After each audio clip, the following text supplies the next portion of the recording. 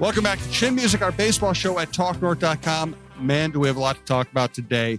The Twins dismantling their entire baseball roster in real time. 10 players traded over 4 days, a slew of deals on trade deadline day. Let's get into what it means and whether fans are fully justified in being angry and disgusted. Spoiler alert. Yeah, you are. He's LaVelle Neal, third from Star Tribune and Talk North. I'm Jim Souhan from Star Tribune and Talk North. We appreciate you listening. We're coming to you from the Aquarius Home Services studio. Scott for Aquarius, your authorized independent Connecticut dealer. Yes, water is essential, but what if it came with sparkle and zero hassle? With Connecticut, enjoy softer skin, shiny fixtures, spotless dishes, and worry-free drinking water. It's home services made easy with 36 months, 0% financing during our State Fair special. Schedule your free water analysis at AquariusHomeservices.com. Financing based on credit approval. Aquarius, earning the right to be recommended. Hi, everyone. This is Dawn Mitchell with a reminder. Please tune in to our podcast every week, Dawn of Sports. You can find it on Talk North Podcast Network. Best way to listen to this show or any show at TalkNorth.com. Please subscribe to your favorite podcast app. It's free. It's also the easiest way to listen, and we do appreciate it. This show is presented to you by Giggly THC Beverages. Promo code Giggly North for up to 50% off your first order. And On X Maps will tell you more about them and Minnesota Masonic Charities and Clamshell Beach Resorts later in the show. Let's get right into it here, LaVelle. What is your overarching reaction to the Twins dumping 10 players at the trade deadline? I feel bad for the fans because I feel like they've been kicked in the teeth here. And it's just been a cycle of being tormented ever since the 2023 playoffs ended and the Pohlads decided to defund the roster. And ever since then, they've been trying to win with less, and it hasn't worked out. And there was no signal that they were ready for a complete teardown. I don't know if you could ever signal it or package it in a way that it could be acceptable to the fan base. But we didn't know when saw this coming. We thought they would trade off their pending free agents. I didn't know they were going to blow up their entire bullpen. Be honest with you, though, getting out, and we talked about Carlos Correa here many times, and I've been disappointed in his career as a Twin. Getting out from under his contract, it really, to me, is not a bad thing, although they got absolutely nothing in return. A 26-year-old lefty who's got like a 6 ERA and hasn't gotten past AA, that qualifies as nothing. They have set the program back multiple years. In their minds, we're talking to officials last night. You know, they feel they've never done a reset like this. The one thing they wanted to maintain was some integrity with the starting rotation, which they did. They still have hope for some of their current young hitters, you know, like Wallner and Brooks Lee, and hoping that Royce Lewis becomes the star they think he should be. And they feel like if those two facets come together, that putting together a bullpen to top it off won't be that difficult. So we'll see if it works. We have no choice. I don't know how many fans are going to show up the rest of the way here. I can't wait for that Oakland series in September when school's in session, everybody's looking at the Vikings. And look up and see 500 people. We're headed toward 1999, 2000 Metrodome crowds that were less than Saints crowds. People are pissed off, and they're not going to want to show up to watch this squad. And once again, I just feel bad for the fans because they have gotten a raw end of the deal here from a team that, you know, won 101 games in 2019, and as recently as 2 years ago, we're in the playoffs. Yes, and as you said, let's get into the fan reaction is going to be total disgust at everything that happened, and I get that. I think the rational way to look at this is to divide their moves into three different categories. And I'm writing about this for some in the Sunday Star Tribune. There are three different kinds of trades they made. As you said, the first category is the Harrison Baders, Ty France, Chris Paddock, those guys, expiring contracts. You're going to get, if you decide you're not contending, you're going to trade those guys. Every team does that if they believe they're out of the race. They traded them for the best young prospects they could get. That makes sense. That's just business as usual. Okay. We don't have to be offended by that. The Correa deal, this was their one chance to get out from under that massive contract at a time when Correa's about to turn 31 and had a terrible year, and we don't know if he's ever going to have another good year. He's dealt with leg injuries and foot injuries. He's been bad this year. He was bad when they really needed him to be good this year. Whatever positive we can say about Carlos Correa, that contract was not looking good. This was a rare chance to get out from under it because the Houston Astros had 2 injuries on the left side of their infield. Correa would waive the no trade to go to Houston. Maybe he wouldn't have done that for any other team. Houston wanted him right now. I think you had to do that. And he's not their baseman, by the way. Pardon me? He's not their baseman, by the way. He's not a third baseman, but he's willing to play there, and they might want him to play there. So that's all fine. This was a chance to get out from what was a reasonable, what I think was an acceptable risk when they took it. I was in favor of them signing Correa. This is a great time to get out of that contract. So even though they got nothing in return and they had to eat some of the contract, I still think that's a good move. I agree.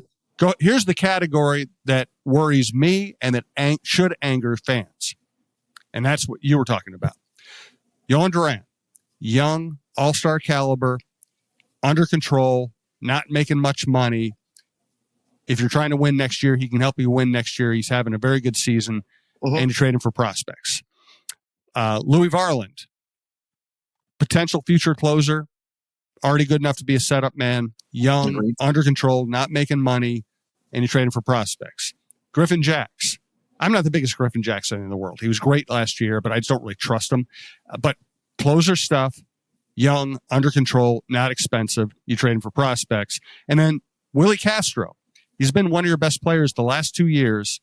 He can play anywhere. He can fill in your gaps for where your young players are failing. I would have signed Willie to some kind of a long-term contract to keep him around. I think he's one of your best players, and you get him at a reasonable deal. And then Brock Stewart is he's a slightly different category because he's had so many injuries, but he is young, under control, affordable, and very talented. I think those are the trades that if you want to be angry, you should be most angry about. Yeah, I feel you on that one. I definitely do. Now, Castro, I agree with you. I think he's a guy who should be around forever. He made himself into a quality major league player, was named to All-Star team. He's almost made himself into an 8-figure a year player. I think he made 6 this year, right? I think he was making 6. I definitely see that. I didn't mind. You know what? My thing with the closers was Jacks or Duran, not Jacks and Duran. Brock Stewart, Brock breaks down. He does. I walk in there all the time and hear stories, about, if we can get a month out of Brock, we're happy. So selling when his value is probably the best it's going to be. Okay, I get that. The thing that really waylaid me was, in addition to trading both Duran and Jacks, was 5 o'clock comes, the trade deadline's over, but then you have those trades that are done right under the wire trickle in, and it was a double whammy with Jacks and Varland. And that's what just put me over the top on this one. I thought Louis would be the closer in waiting. He could touch 100 miles an hour. He's got good stuff. He was finally embracing the relieving persona after wanting to be a starter. Local guy. I mean, that's the type of guy you want to take advantage of. He's got a long career ahead of him.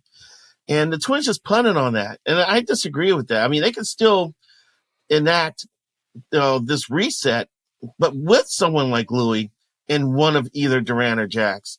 And that's what really threw me for a loop here. And they've got no bullpen now. I checked with someone this morning. They just called up 8 guys from St. Paul. And by the way, St. Paul was no hit for 8 1/3 innings last night until Luke Keisho had a pinch hit single in the 9th. After he challenged the first pitch that was called a strike, was changed to a ball, and then he swung at a 3-0 pitch and singled. So St. Paul's going to look kind of weird now with its roster, and the Twins roster is going to look weird. But just going back to your premise here, man, the trading the controllable assets is a risk. Now, Falvey's argument was that if he tried to move these guys during the offseason, he didn't think the return would be that great, because with the trade deadline and teams that are trying to either make the playoffs or make a run in the postseason, they're more willing to give up assets then. So he thought the timing for this was was correct. Not sure about that. They could have done this without being as extensive as they were. Yeah, a lot to get into here. Let's talk about the prospects that came here. Let's talk about the Pohlads' role in all this. Let's talk about the fact that Jax and Varland, had ticked off the Twins, even if the Twins don't want to admit it a couple of times. And let's talk about who might be coming up from St. Paul.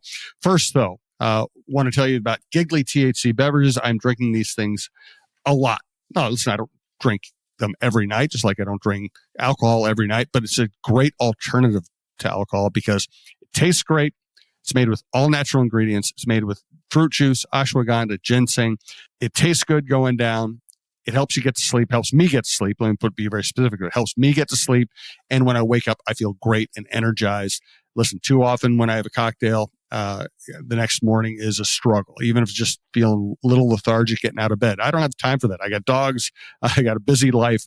I want to bounce out of bed and be ready to do things like this podcast. So it's been great for my life. It tastes great. Highly recommended. They're in quick trips all across Minnesota.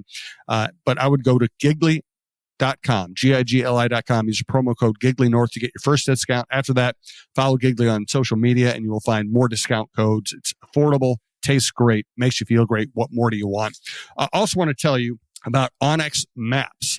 Have you ever driven past a piece of land and wondered who owns that? Or maybe you need to know exactly where property line runs. That's where Onyx Hunt comes in. And it's not just for hunters. There are folks using Onyx for their jobs every day throughout the country, from farmers and ranchers mapping out their fields, wildland firefighters navigating rough terrain, to construction workers needing to know who owns what property. This app offers something for everyone. If you need the best land ownership maps, aerial imagery, and property boundaries in your pocket, Onyx Hunt is the tool for the job. Try it free for 7 days. Download Onyx Hunt in the app or Google Play Store, or visit onyxmaps.com/hunt to get started. So here's my conspiracy theory. Because they're never going to admit this publicly. Varland fought them when they wanted him to be a bullpen guy. He wanted to be a starter. He failed as a starter. He cost them some time when he could have been helping the major league team win as a reliever. Griffin Jax twice. He second guessed Rocco when they intentionally walked Ohtani to get to Ruiz. Jax walks a weak right-handed hitter who can't hit right-handed pitching, then complains about Rocco making that move. I thought that was really weak. Then on Wednesday during the Abomination game, Jax throws a fit because Rocco won't let him finish a meaningless inning late in a meaningless game after the team's not competing anymore.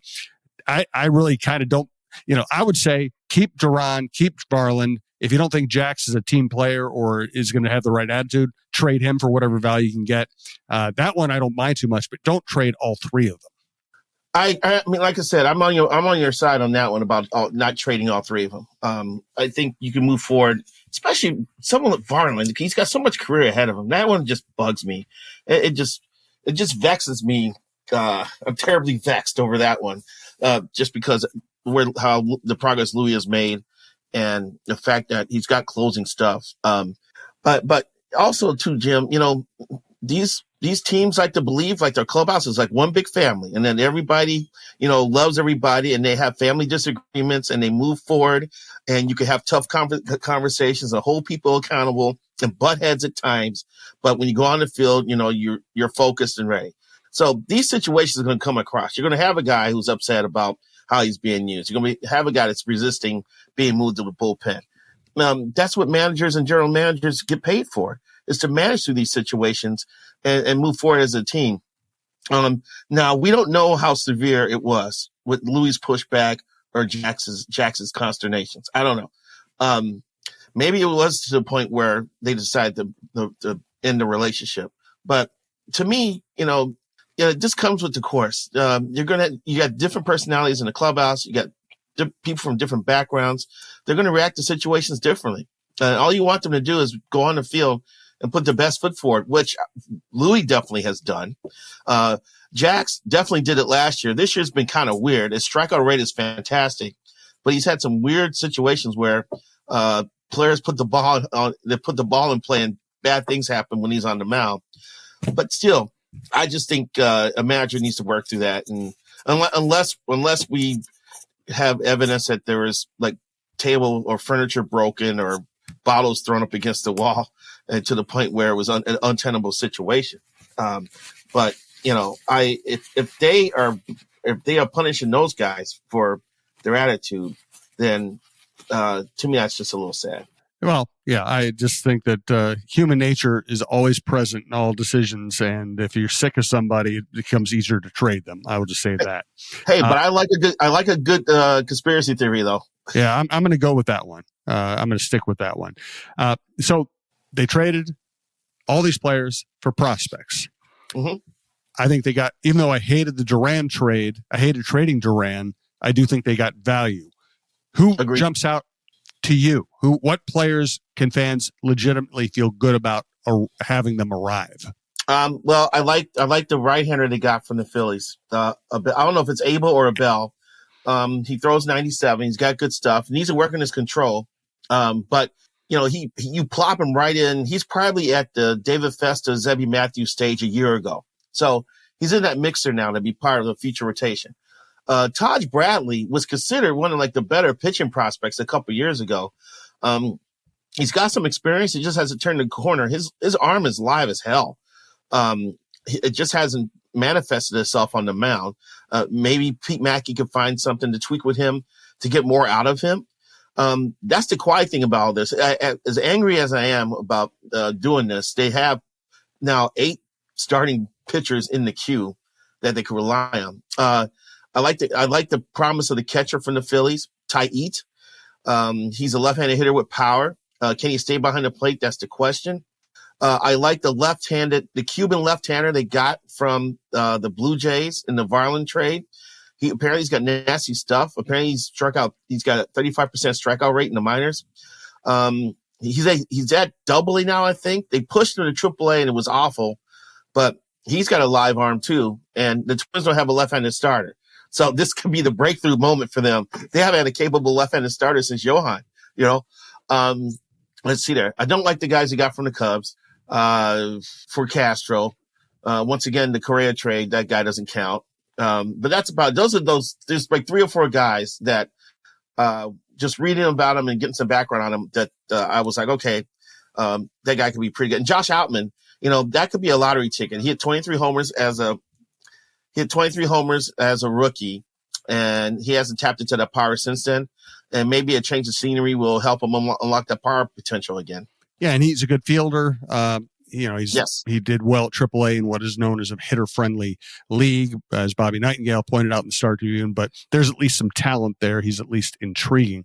Big picture, the problem is that the Twins are always asking people to wait for the prospects, and at some point you got to try to win. And listen, this team has been bad for a calendar year. I'm not defending the team. Certainly not defending the people who put the team together. But I just looked at it and I said, you have an ace, you have high-end caliber starting pitching in Ryan and Ober.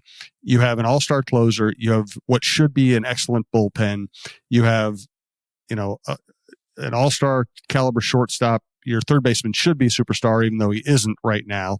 You got an all-star center fielder. You have an all-star caliber catcher. I would rather add to that than give up on that, and it feels like they give up on that. Well, they're not in a position to add. Now, one of my conspiracy theory is that they cleared the decks for the next owners to come in and add to the team and do what they want with the roster. That's my conspiracy theory. But they were in a position to do that, Jim. And this goes back to 2023. To me, that was such a checkpoint in where the Twins are at right now, because instead of just holding on to what they had, they actually cut payroll, let Sonny Gray walk. And we saw what happened in 2024 when they fell apart, down the stretch. And then don't forget, they were trying to hold payroll again. And it wasn't until January that they gave Derek Falvey $10 million to spend. And that's when they signed Harrison Bader and Ty France, which funny got them some players, and Denny Kalum, So, yeah, but you're right. This starts at the top with me. Everybody wants to get mad at Falvey. He's got his marching orders from the ownership. Rocco gets the players from Falvey. You tell me how Rocco's supposed to put together a batting order when he doesn't have a number 3 hitter, doesn't have a number 4 hitter, doesn't have production at first base, doesn't have production at DH. And how do you craft the lineup that way? And those were holes that the Twins needed to fill, and they elected not to. There's their choice to not add on to this roster, and they're paying a price for it. Well, let's get more into the poll ads, the ownership situation, how that could have affected all these decisions. We do want to thank Minnesota Masonic Charities. When people think of the Freemasons, they often think of secret handshakes and unusual hats, and of course, the pancake breakfast. Minnesota Masonic Charities would prefer that you think about the work that they do right here in our community.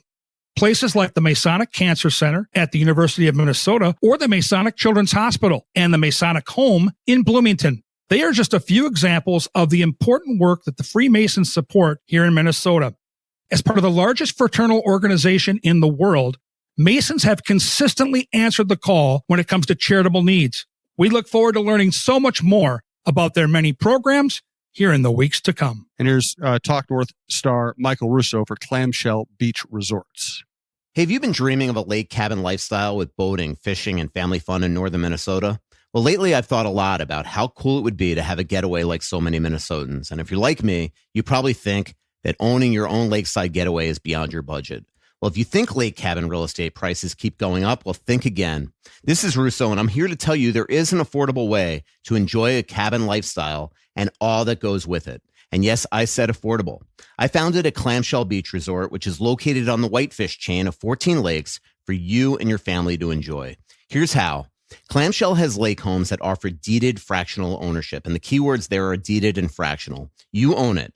Imagine having 5 weeks a year to enjoy Clamshell with its beaches, pool, and lodge that's full of kids' activities. Is golf your game? There's a great golf course right across the road. Like winter sports? Well, you can go ice fishing, cross-country skiing, or snowmobiling right out the door at Clamshell. And there's no maintenance, no grass mowing, no snow removal. It's done all for you. And you can own a share of Clamshell Beach Resort at an affordable price. To learn more about ownership opportunities at Clamshell Beach Resort, go to cottagesonwhitefish.com or contact Pat Egan at 612-220-9819. That's cottagesonwhitefish.com or Pat Egan at 612-220-9819. All right, so there are two conspiracy theories about ownership. One is that the new owner wanted the decks cleared. I'm not sure I believe that one. The other one is the poll ads just wanted to save as much money on their way out because they had debt. And if you talk to people in the business community, a lot of their businesses are really hurting right now. Listen, it's easy to pick on rich people. I don't mind picking on rich people in general, but they are by their standards, by rich people problems, they have problems. A lot of their industries are hurting. They are dealing with, now they're dealing with sons and grandchildren and cousins and all the other people who aren't necessarily billionaires, but are kind of have an investment in the Twins and their other businesses. Things are going south for them in a lot of ways. And that's the other one is that, hey, they did save a lot of money here toward the end of this year and on Correa's deal. Yeah. I learned a lot about transition of wealth during this whole situation. It's tricky. It is. Of Carl's grandkids, Joe is the only one that gives a crap about baseball. Mm-hmm. The other ones don't. I was also told by someone in town that when most of your net worth is tied up into one asset, that's not a good thing. And most of the Polat family's net worth is tied up in the Twins. They sold their automobile dealerships a couple years ago.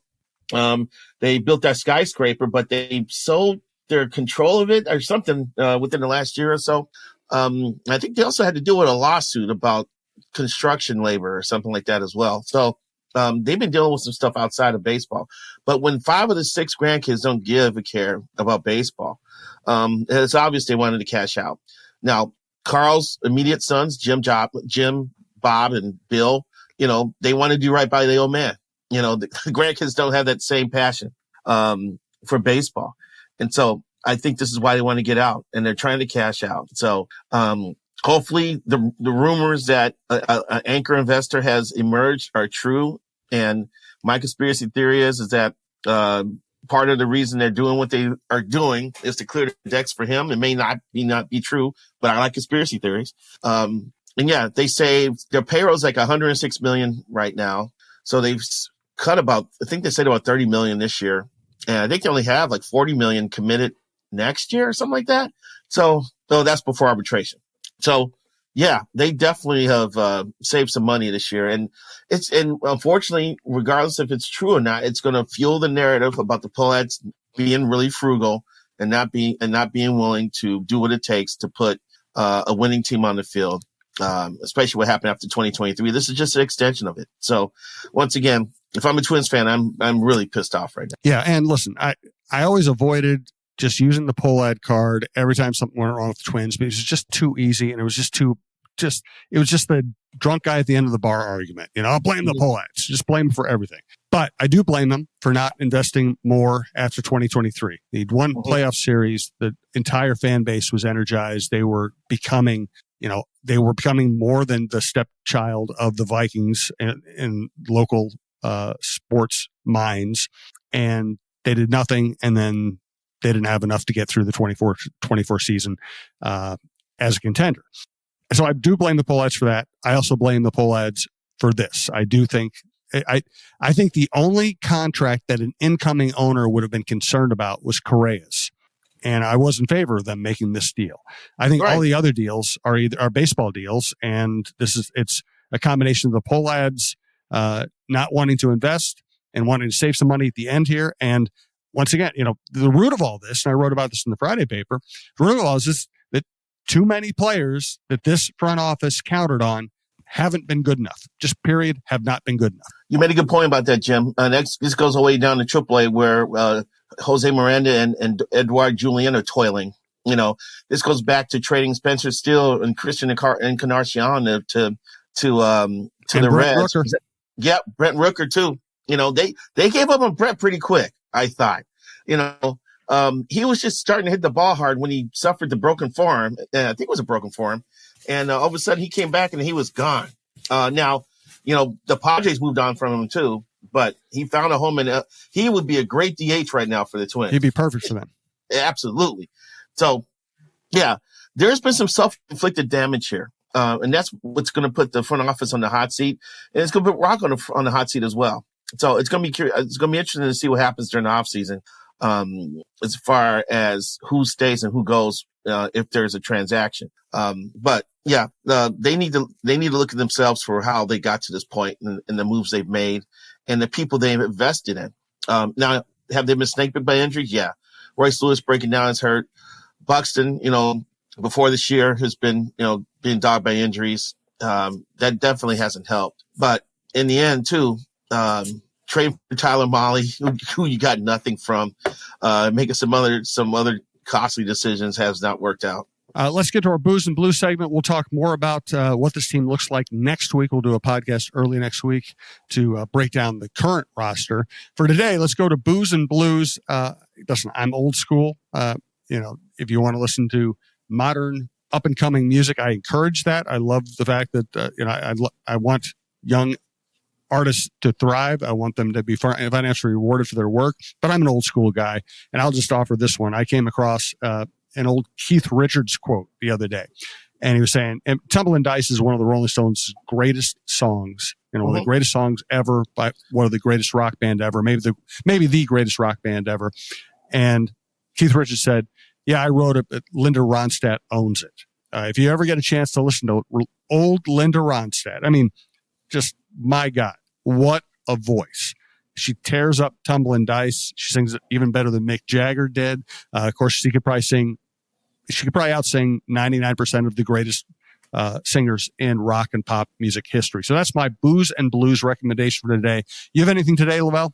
I do not. I've been reeling from the Twins, the week that the Twins have had here. So I may have to take a pass this week and come back strong next week with at least a underrated band suggestion. Good. Okay, well, we'll get back to that next week. For today, Roy Small is on vacation. For today, thanks for listening to LaVelle and Neal, myself. We appreciate you listening to TalkNorth.com. If you get a chance, patronize our sponsors. They make all this possible. We do appreciate it. Subscribe to your favorite podcast app. And thanks for listening. We'll talk to you next week.